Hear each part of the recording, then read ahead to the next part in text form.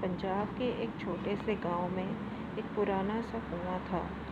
گاؤں کے لوگ کہتے تھے کہ سورج ڈھلنے کے بعد وہاں جانا منع ہے، کیونکہ وہاں کسی اور دنیا کی موجودگی محسوس ہوتی ہے۔ گاؤں میں ایک 12 سال کا لڑکا تھا، حارث۔ وہ بہت تجسس پسند تھا اور ہر راز جاننا چاہتا تھا۔ ایک دن اس نے اپنے دوستوں سے کہا، میں آج رات کنویں کے پاس جا کر دیکھوں گا کہ اصل حقیقت کیا ہے۔ سب نے اسے روکا مگر حارث نہیں مانا۔ رات کے تقریباً 12-11 بجے جب پورا گاؤں سو چکا تھا، حارث آہستہ سے گھر سے نکلا۔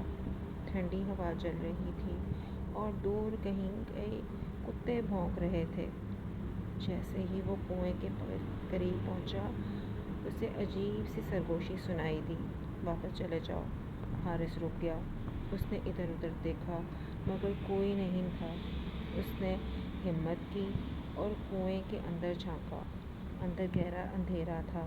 پھر اچانک پانی میں ہلکی سی گہری لہریں بنیں، جیسے کسی نے اندر سے سانس لی ہو۔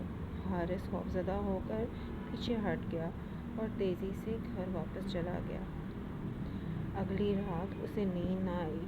اس کے ذہن میں وہ سرگوشی گونج رہی تھی۔ آخرکار وہ دوبارہ کنویں کے پاس گیا، مگر اس بار فضا پہلے سے زیادہ سرد تھی۔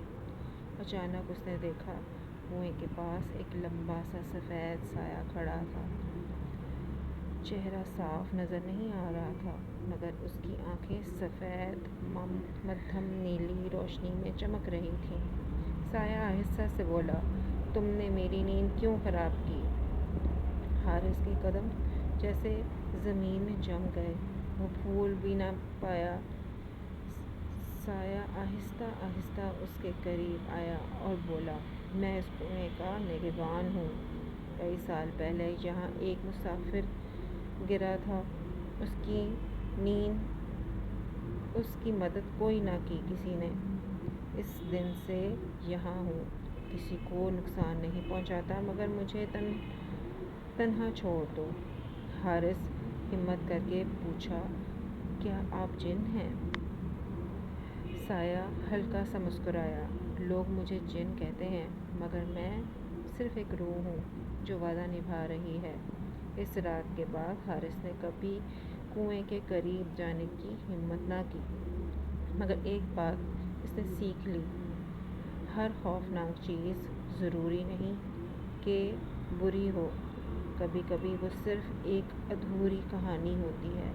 گاؤں کے لوگ آج بھی کہتے ہیں کہ اگر رات کو کنویں کے پاس سے گزرو تو ہلکی سی سرگوشی سنائی دیتی ہے۔